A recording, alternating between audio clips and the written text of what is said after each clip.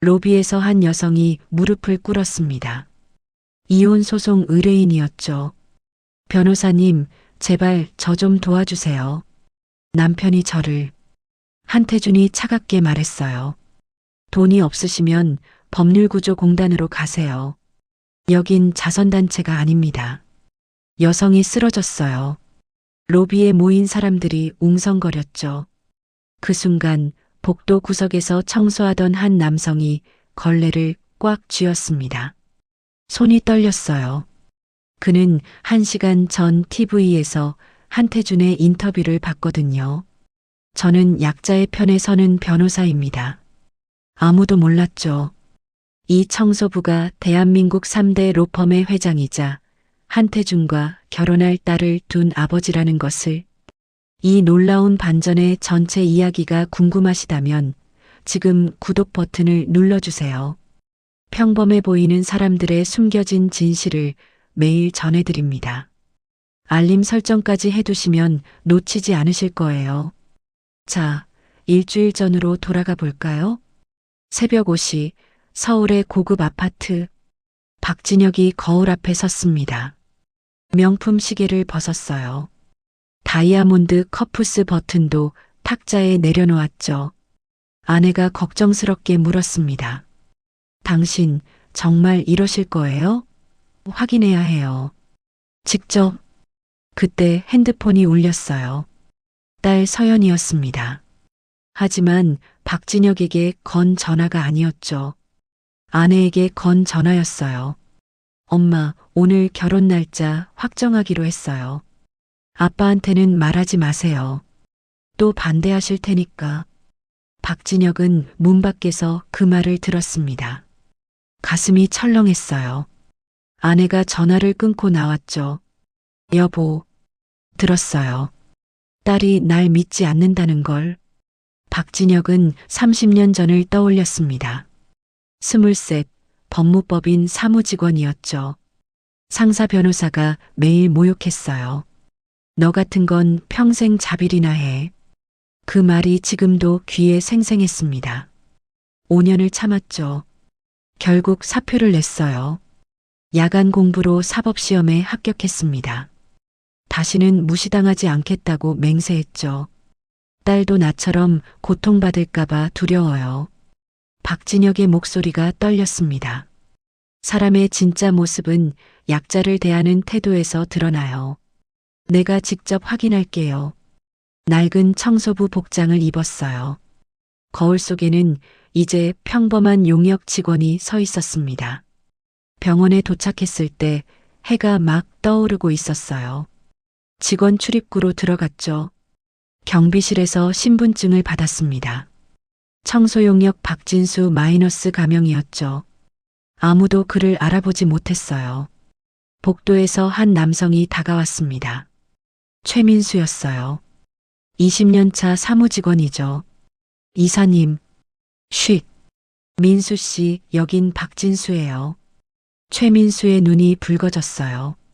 이사님 덕분에 제가 다시 일할 수 있었습니다. 2년 전 그 일, 이사님이 아니었으면 2년 전 최민수는 다른 로펌에서 일했습니다. 한태준에게 서류 실수로 모욕당했죠. 당신 같은 무능한 인간은 회사 망치는 쓰레기예요. 공개적으로요. 결국 해고됐습니다. 박진혁이 그를 구제해 자기 로펌에 채용했어요. 민수 씨, 그 사람이 제 딸과 결혼하려고 해요. 최민수는 얼어붙었습니다. 서연 양이요? 그럼. 네. 내가 직접 확인할 겁니다. 일주일이면 충분해요. 두 사람은 복도를 걸었습니다. 아침이지만 로펌은 분주했어요. 변호사들과 직원들이 바쁘게 움직였죠. 하지만 아무도 청소부들을 보지 않았어요. 투명인간처럼요. 박진혁은 속으로 중얼거렸습니다. 딸아, 아빠가 틀렸으면 좋겠다. 제발. 오전 9시 로비였습니다. 방송국 카메라가 설치되어 있었어요. 한태준 인터뷰 날이었죠. 박진혁은 로비 구석에서 바닥을 닦았습니다. 카메라 뒤에서 지켜봤어요. 한태준 변호사님, 최근 무료 법률 상담으로 화제이신데요. 기자가 물었습니다. 한태준이 카메라를 향해 미소 지었어요. 저는 약자의 편에 서는 변호사가 되고 싶습니다. 돈이 없어서 정의를 포기하는 사람이 없었으면 해요. 따뜻한 목소리였어요.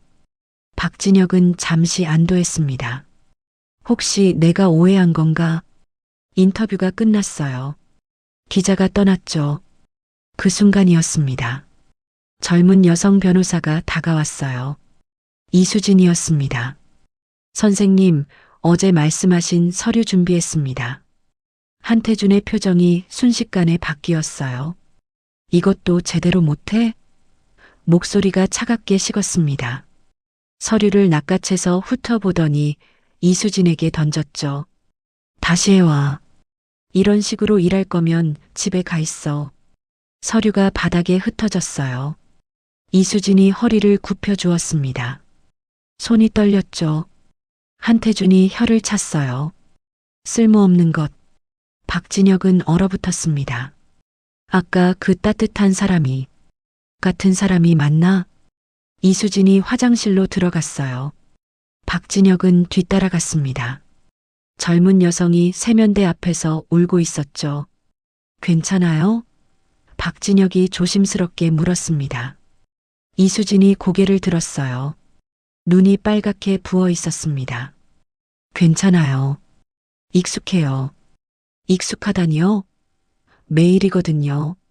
선생님한테 잘리면 제 가족은, 저희 어머니 수술비가 필요해서 참아야죠.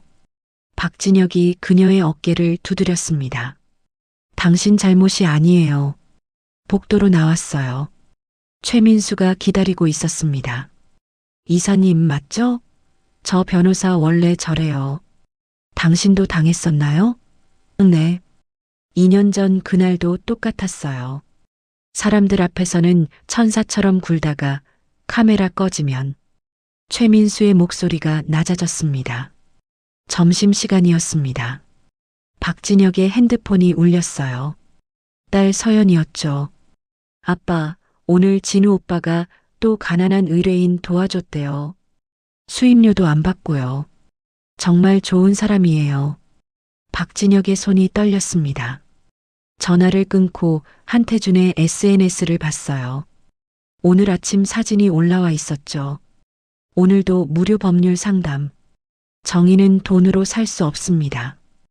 해시태그 약자 편변호사, 해시태그 정의실현. 좋아요가 수천 개였어요. 댓글들도 가득했죠. 멋있어요. 존경합니다. 박진혁은 주먹을 꽉 쥐었습니다. 로비 구석에서 본 장면이 떠올랐어요. 한태준이 이혼 소송 의뢰인에게 차갑게 말했던 순간이요. 오후였습니다. 박진혁은 복도를 지나가다가 멈춰섰어요. 상담실에서 목소리가 들렸거든요. 변호사님, 제발 도와주세요. 남편이 저를 때려요. 증거도 있어요. 여성의 떨리는 목소리였습니다. 한태준의 목소리가 들렸죠. 증거가 약하네요. 이건 승소 확률이 낮아요. 그래도 제발. 제 시간은 비싸요. 이런 케이스는 수임료가 최소 300만 원은 나갑니다. 준비되셨어요? 침묵이 흘렀어요. 그런 돈이 어디? 그럼 법률구조공단으로 가세요. 여긴 자선단체가 아닙니다. 박진혁은 문 옆에서 핸드폰을 꺼냈습니다. 녹음을 시작했어요. 저녁이었습니다. 박진혁의 핸드폰에 메시지가 왔어요. 딸 서연이었죠. 아빠, 오늘 진우 오빠가 이혼 소송 의뢰인 무료로 도와줬대요. 정말 자랑스러워요. 박진혁의 눈이 커졌습니다. 서연이가 돈을 대신 낸 거였어요. 한태준은 그 공을 가로챈 거죠. 옥상에서 최민수가 말했습니다. 이사님, SNS에는 천사처럼 올려놓고 실제로는. 알아요. 이제 알겠어요. 박진혁은 하늘을 올려다봤습니다. 딸이 완전히 속고 있어요. 더 확실한 증거가 필요해요. 사흘째 되는 날 오전이었습니다. 복도에서 소란이 들렸어요. 이게 뭐야? 이것도 못해? 한태준의 고함이었죠. 최민수가 서류를 쥐고 서 있었습니다. 손이 떨렸어요. 죄송합니다, 선생님. 제가 실수? 당신은 맨날 실수야. 주변 직원들이 멈춰섰어요. 모두가 지켜보는 가운데였습니다. 당신 같은 사람은 평생 청소나 하는 게 어울려. 한태준이 차갑게 말했죠. 문서 작성도 제대로 못하면서 뭐하러 로펌에 있어요? 최민수의 얼굴이 창백해졌습니다. 박진혁은 복도 구석에서 걸레를 쥔 채 지켜봤어요. 2년 전 똑같은 일이 반복되고 있었습니다. 한태준이 지나가며 박진혁을 힐끗 봤어요. 청소부 아저씨, 거기 서 있지 말고 일이나 해요. 바닥 더러워 죽겠네. 박진혁은 고개를 숙였습니다. 주먹에 힘이 들어갔어요. 점심시간 옥상이었습니다. 최민수가 벤치에 앉아 있었어요. 박진혁이 다가갔죠. 민수 씨, 괜찮아요? 이사님. 최민수의 목소리가 떨렸습니다. 2년 전 그날도 똑같았어요. 사람들 앞에서 저는 그냥 평범한 사람이에요. 실수할 수도 있잖아요. 알아요. 박진혁이 그의 어깨를 두드렸습니다. 나도 당했었어요. 30년 전에. 최민수가 고개를 들었어요. 이사님도요? 네. 23 때 변호사 밑에서 사무직원으로 일했어요. 매일 모욕당했죠. 너 같은 건 평생 자빌이나 해라는 말을 수도 없이 들었어요. 그래서 이렇게까지 하시는 거군요. 딸이 나처럼 고통받을까봐 두려워요. 민수 씨, 도와주실 거죠? 물론입니다. 오후 기자 인터뷰가 있었습니다. 로비에서 한태준이 카메라 앞에 섰어요. 한태준 변호사님, 어떻게 모든 직원들과 좋은 관계를 유지하시나요? 저는 모든 사람을 존중합니다. 변호사든 사무직원이든 직급은 단지 역할의 차이일 뿐이에요. 사람의 가치는 똑같습니다. 따뜻한 미소였어요. 카메라가 그를 담았습니다. 인터뷰가 끝났어요. 기자가 떠났죠. 한태준이 복도로 나왔습니다. 이수진이 기다리고 있었어요. 선생님, 오전에 말씀하신 서류입니다. 지금 갖다 줘? 점심시간 끝났는데? 죄송합니다. 최대한 빨리. 빨리? 이게 빨리야? 4시간 개념은 뭐야? 박진혁은 화장실 문 뒤에 숨어서 녹음했습니다. 모든 대화가 또렷하게 담겼어요. 저녁이었습니다.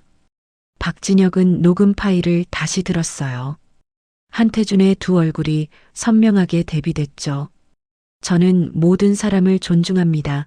BS 4시간 개념은 뭐야? 핸드폰이 울렸어요. 딸 서연이었습니다. 아빠 다음 주 수요일에 결혼 날짜 공식 발표하기로 했어요. 기자들도 온대요. 진우 오빠 인터뷰하면서 저도 같이 나올 거예요. 박진혁의 심장이 철렁 내려앉았습니다. 다음 주 수요일. 그때까지 결정적 증거를 찾지 못하면 나흘째 되는 날이었습니다. 상담실 앞 복도였어요. 박진혁은 바닥을 닦고 있었습니다. 상담실 문이 열려 있었어요. 안에서 목소리가 들렸죠. 변호사님, 정말 제발 도와주세요. 40대 여성의 절박한 목소리였습니다. 남편이 저를 때리고 아이들 앞에서도 증거도 다 있어요. 병원 진단서, 녹음 파일도요. 한태준이 서류를 넘기며 말했습니다. 증거는 있네요. 하지만 문제가 있어요. 무슨 문제요? 상대 변호사가 김철수 변호사예요. 업계에서 유명하죠. 이기려면 제가 상당한 시간을 투자해야 해요. 그럼 도와주실 수 있는 거죠? 희망에 찬 목소리였어요. 당연하죠. 저는 약자의 편이니까요. 한태준이 미소 지었습니다. 다만 수임료가 좀 나가요. 500만 원 정도? 500만 원이요? 여성의 목소리가 떨렸습니다. 그런 돈이 어디? 그럼 어렵겠네요. 제 시간도 비싸거든요. 법률구조공단 연락처 드릴까요? 변호사님, 죄송해요. 저도 사업을 하는 거라서요. 여성이 상담실을 나왔어요. 어깨가 축 처져 있었습니다. 박진혁은 지켜봤죠. 그때 이수진이 복도로 나왔습니다. 한태준을 향해 걸어갔어요. 선생님, 제가 그 케이스 맡아도 될까요? 어머, 저 의뢰인분, 제가 도와드리고 싶어요. 증거도 충분하고. 너 미쳤어? 돈도 안 되는 케이스를 왜 해? 하지만 선생님은 항상 SNS에 올리시잖아요. 약자를 돕는다고요. 이수진의 목소리가 떨렸습니다. 그건 이미지 관리야. 넌 그것도 몰라? 한태준이 차갑게 웃었어요. 진짜로 다 도와줄 것 같아? 사진 찍히는 것만 하는 거지. 그럼 그 사진들은요? 무료 변론 성공했다는. 바보야. 그건 다 서연이가 돈 된 거야. 나는 그냥 얼굴만 내밀면 돼. 이수진이 얼어붙었어요. 박진혁도 마찬가지였죠. 너 감히 나한테 대들어? 한태준의 목소리가 낮아졌습니다. 다음 달 계약 갱신 때 잘 생각해봐. 내가 여기 남을 수 있을지. 이수진이 돌아섰어요. 눈에 눈물이 고였습니다. 박진혁은 핸드폰을 꺼냈습니다. 모든 대화를 녹음했어요. 저녁 지하 주차장이었습니다. 박진혁은 한태준의 차 근처에서 청소하고 있었어요. 차 안에서 불이 켜졌죠. 한태준이 전화를 받았습니다. 형, 걱정하지 마. 다음 주 수요일에 결혼 발표하면 끝이야. 한태준의 목소리였어요. 박진혁은 차 뒤에 숨어서 녹음을 시작했습니다. 서연이 아버지가 대형 로펌 회장이잖아. 결혼만 하면 내 거지. 파트너 승진은 이미 따놓은 당상이고. 사랑? 무슨 소리야? 연봉 10억대는 로펌 승계가 목표지. 서연이는 그냥 뭐랄까 디딤돌. 웃음소리가 들렸어요. 당연히 잘해줘야지. 결혼 전까지는. 그 다음엔 뭐 바쁘다고 하면 되잖아. 어차피 이혼은 안 해. 재산 분할 때문에. 차가 출발했습니다. 박진혁은 녹음을 멈췄어요. 손이 떨렸습니다. 핸드폰에 메시지가 왔어요. 딸 서연이었죠. 아빠, 다음 주 수요일 꼭 오세요. 제 인생에서 가장 중요한 날이에요. 진우 오빠와 공식적으로 약혼 발표하는 거예요. 아빠도 진우 오빠 이제 좋아하시죠? 박진혁은 주차장 바닥에 주저앉았습니다. 눈에 눈물이 고였어요. 닷새째 되는 날 저녁이었습니다. 박진혁은 옥상에 혼자 앉아 있었어요. 핸드폰에서 녹음 파일을 재생했습니다. 서연이는 그냥 디딤돌. 한태준의 목소리가 메아리 쳤어요. 그 옆에는 딸의 메시지가 떠 있었죠. 아빠, 제 인생에서 가장 중요한 날이에요. 박진혁의 손이 떨렸습니다. 이걸 보여주면 딸은 나를 절대 용서하지 않을 거야. 딸의 행복을 내가 망치는 거야. 최민수가 올라왔어요. 이사님, 괜찮으세요? 민수 씨. 박진혁의 목소리가 떨렸습니다. 내가 잘못 생각한 걸까요? 혹시 저 사람이 정말 스트레스 받아서 그런 걸까요? 이사님, 사람은 누구나 실수할 수 있잖아요. 완벽한 사람은 없으니까. 내가 며칠 본 것만으로 딸의 인생을 결정할 권리가 있을까요? 최민수가 조용히 말했습니다. 이사님, 제가 2년 전에도 똑같이 생각했어요.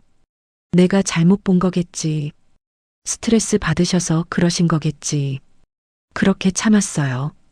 그런데 일주일 후에 더 심해졌어요. 한 달 후엔 제가 해고당했고요. 이사님, 그건 실수가 아니에요. 본성이에요. 박진혁은 고개를 숙였습니다. 그래도 딸이 나를 미워할 거예요. 아빠가 내 행복을 빼앗았다고 생각할 거예요. 하지만 지금 침묵하시면요? 뭐요? 서연 양이 평생 고통받을 거예요. 그때 가서 왜 아빠는 말해주지 않았을까라고 원망할 거예요. 박진혁은 하늘을 올려다봤습니다. 별이 빛나고 있었어요. 그때 핸드폰이 울렸습니다. 딸 서연이었어요. 아빠, 나 지금 진우 오빠랑 있어. 오빠가 아빠한테 전화드리래. 한태준의 목소리가 들렸죠. 장인어른, 안녕하세요. 저 한태준입니다. 네, 안녕하세요. 다음 주 수요일에 결혼 발표하잖아요. 그날 장인어른도 꼭 참석해 주세요. 제가 장인어른 앞에서 약속드리고 싶어요. 서연이를 평생 행복하게 해드리겠다고. 박진혁의 목이 메었습니다. 알겠습니다. 전화가 끊어졌어요. 박진혁은 핸드폰을 떨어뜨릴 뻔했습니다. 평생 행복하게 해드리겠다고? 거짓말쟁이. 박진혁은 옥상 난간에 기댔습니다. 아래로 도시의 불빛이 빛나고 있었어요. 멀리서 딸이 일하는 로펌 건물이 보였죠. 내가 침묵하면 어떻게 될까? 박진혁은 상상했습니다. 결혼식, 웃고 있는 딸. 하지만 몇 년 후, 눈물 흘리며 이혼 서류에 서명하는 딸의 모습이 떠올랐어요. 아니야. 차라리 지금 날 미워하는 게 나아. 나중에 평생 고통받는 것보단. 박진혁은 일어섰습니다. 녹음 파일을 다시 재생했어요. 서연이는 그냥 디딤돌. 민수 씨. 네, 이사님. 내일부터 더 확실한 증거를 모을 겁니다. 다음 주 수요일. 그날 모든 걸 끝낼 거예요. 최민수가 고개를 끄덕였습니다. 제가 도와드리겠습니다. 박진혁은 하늘을 올려다봤어요. 딸아, 미안하다. 하지만 아빠는 내가 고통받는 걸 볼 수 없어. 지금 날 미워하더라도 나중엔 이해해 줄 거라고 믿는다. 엿새째 되는 날 아침이었습니다. 수술실, 아니 회의실 복도였어요. 박진혁은 바닥을 닦고 있었습니다. 회의실 안에서 목소리가 들렸죠. 한태준과 이수진이었어요. 선생님, 이건 아닌 것 같은데요? 이수진의 떨리는 목소리였습니다. 의뢰인한테 거짓말하시면 안 되죠. 거짓말? 난 전략이라고 했어. 한태준의 목소리가 차가웠습니다. 하지만 승소 확률이 30%밖에 안 되는데 80%라고 하시면 그래야 수임료를 받지. 바보야. 선생님, 너 해고되고 싶어? 입 다물어. 이게 현실이야. 박진혁은 회의실 문 앞에서 핸드폰을 꺼냈습니다. 녹음을 시작했어요. 회의실 문이 열렸어요. 한태준이 나왔습니다. 이수진이 뒤따라 나왔죠. 선생님, 제발. 다음 달 계약 갱신 때 생각해봐.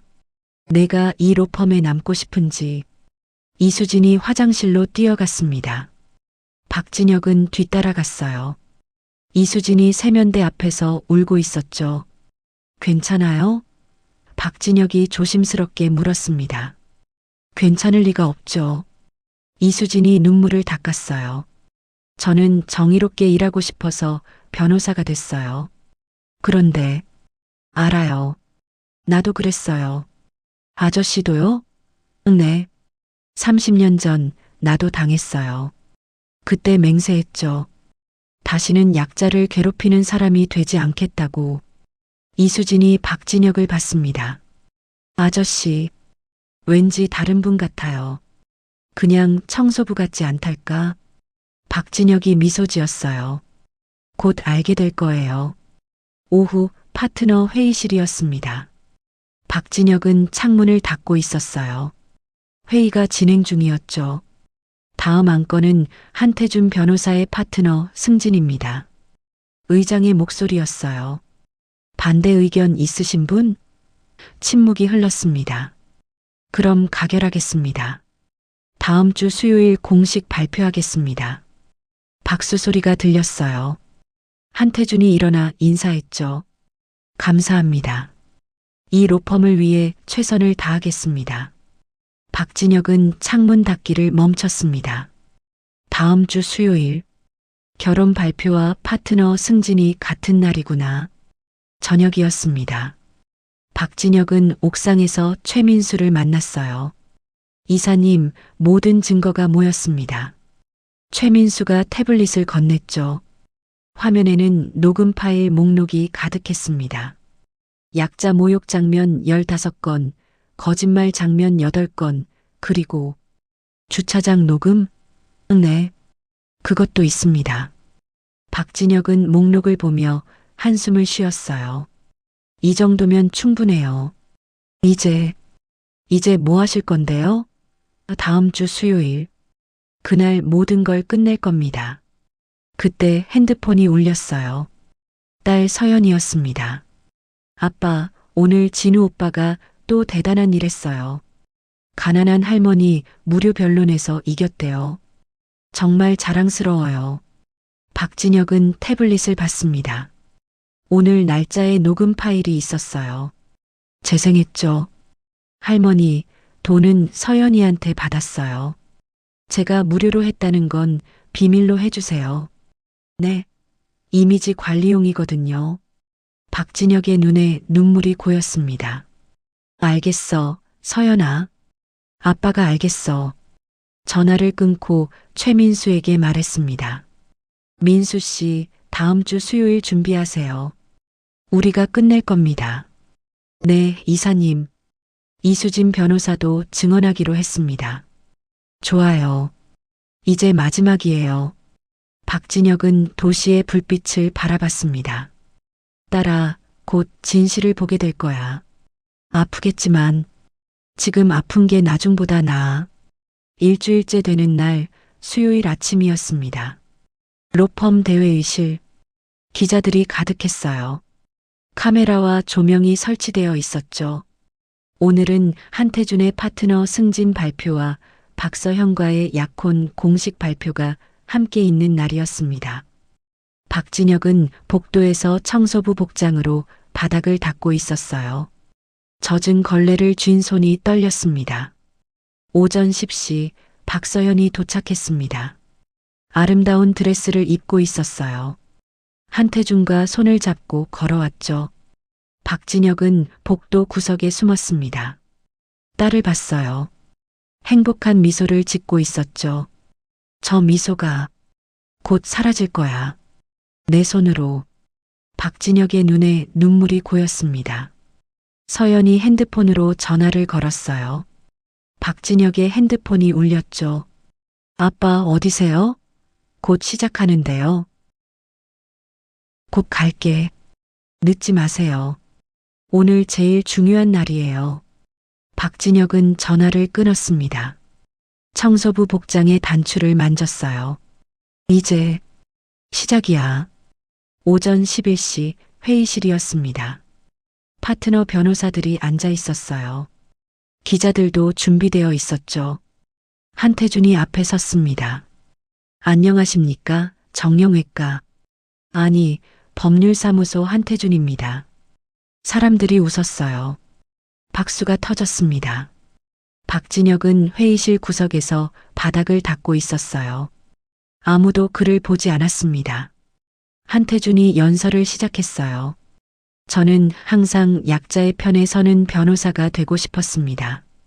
돈이 없어서 정의를 포기하는 사람이 없는 세상. 박진혁은 걸레를 내려놓았습니다.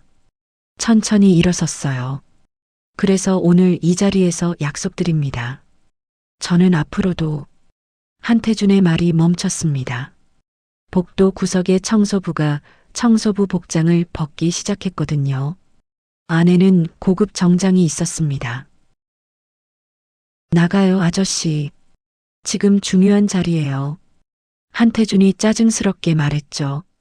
박진혁이 청소부 복장을 완전히 벗었습니다. 명품 시계가 드러났어요. 커프스 버튼이 빛났습니다. 회의실이 조용해졌어요. 한 파트너 변호사가 일어섰습니다. 회장님? 다른 변호사들도 일어섰어요. 회장님, 한태준의 얼굴이 창백해졌습니다. 뭐라고요? 박서현이 일어섰어요. 아빠가 왜 그런 옷을? 서연아, 미안하다. 박진혁의 목소리가 떨렸습니다. 아빠가 일주일 동안 여기서 청소부로 일했어. 왜요? 왜 그런 짓을? 내가 결혼할 사람이 어떤 사람인지 확인하고 싶었어. 사람의 진짜 모습은 약자를 어떻게 대하는지 봐야 알 수 있거든. 한태준이 웃었어요. 장인어른, 농담이시죠? 제가 약자를 괴롭힐 리가. 조용히 하세요. 한 변호사. 박진혁의 목소리가 차갑게 변했습니다. 스크린이 켜졌어요. 영상이 재생되기 시작했습니다. 첫 번째 영상. 한태준이 기자 앞에서 웃으며 말했죠. 저는 약자의 편에 서는 변호사입니다. 모든 사람을 존중합니다. 화면이 바뀌었어요. 같은 날 카메라가 꺼진 직후 한태준이 이수진에게 소리쳤습니다. 이것도 제대로 못해? 쓸모없는 것. 두 번째 영상. 한태준의 SNS. 오늘도 무료 법률 상담 성공. 해시태그 약자 편 변호사. 화면이 바뀌었어요. 실제 상담실. 돈이 없으시면 법률구조공단으로 가세요. 여긴 자선단체가 아닙니다. 세 번째 영상.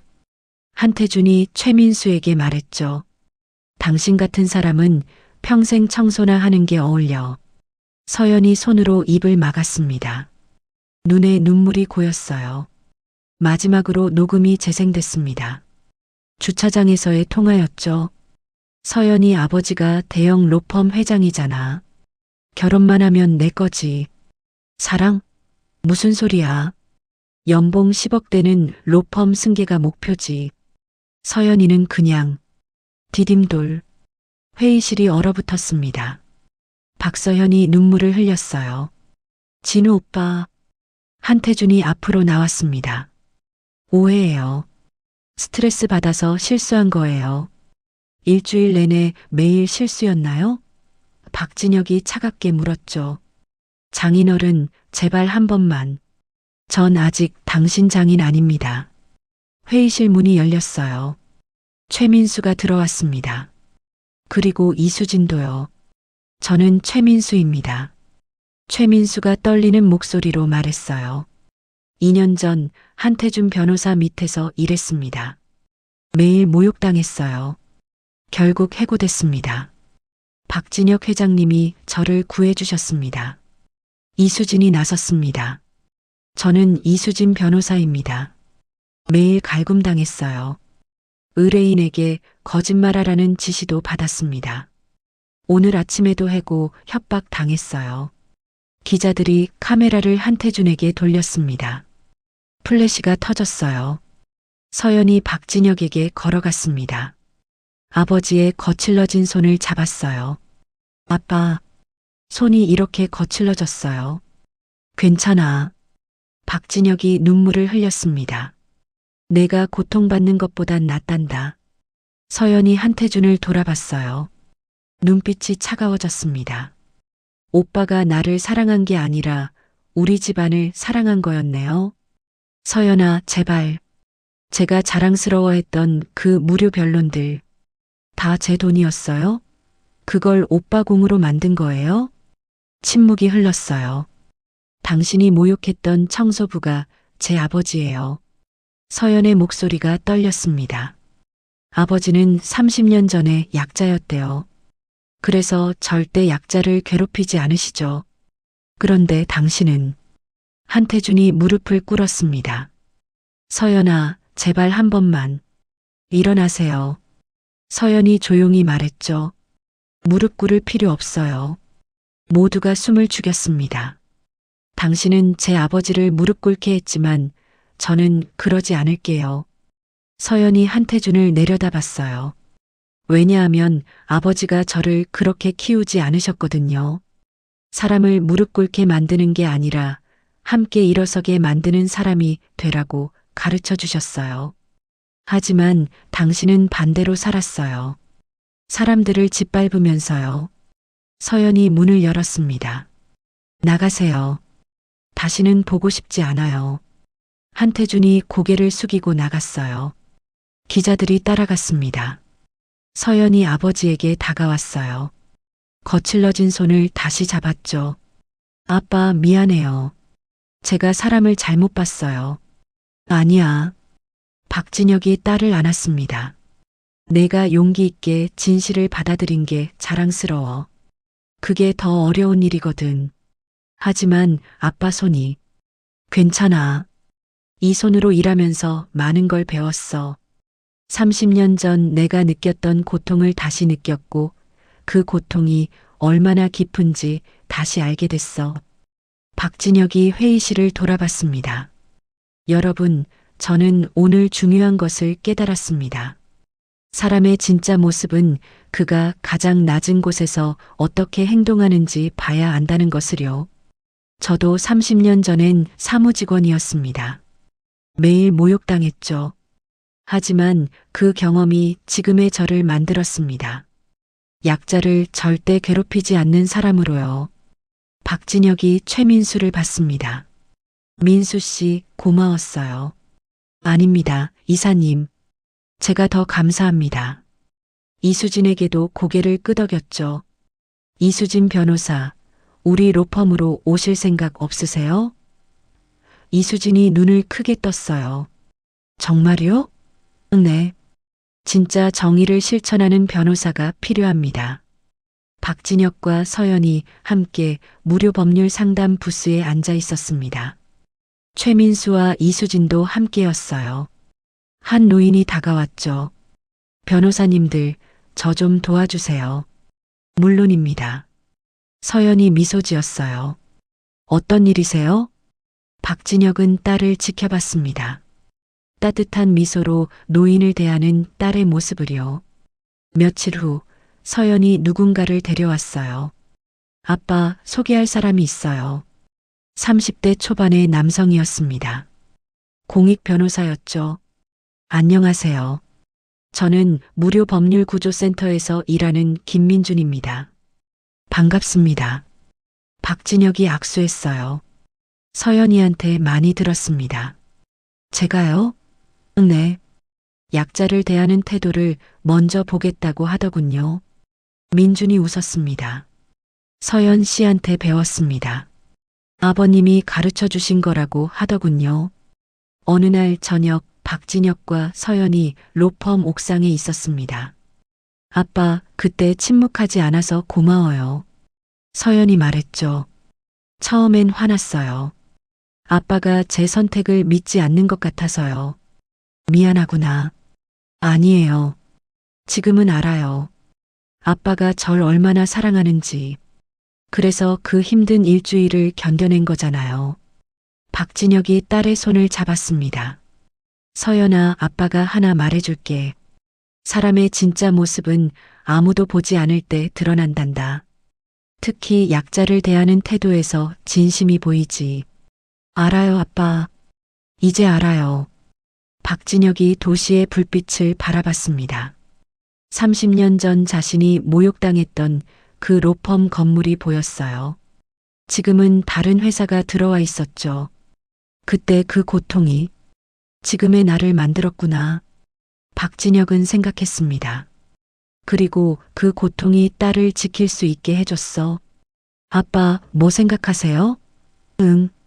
그냥 가장 낮은 곳에서 본 진실이 가장 높은 곳의 결정을 바꿀 수 있다는 걸 생각했어. 멋있는 말이에요, 아빠. 너도 곧 알게 될 거야. 인생은 높은 곳에서 보는 게 아니라 가장 낮은 곳에서 봐야 진실이 보인단다. 둘은 함께 옥상을 내려왔습니다. 새로운 시작을 향해서요.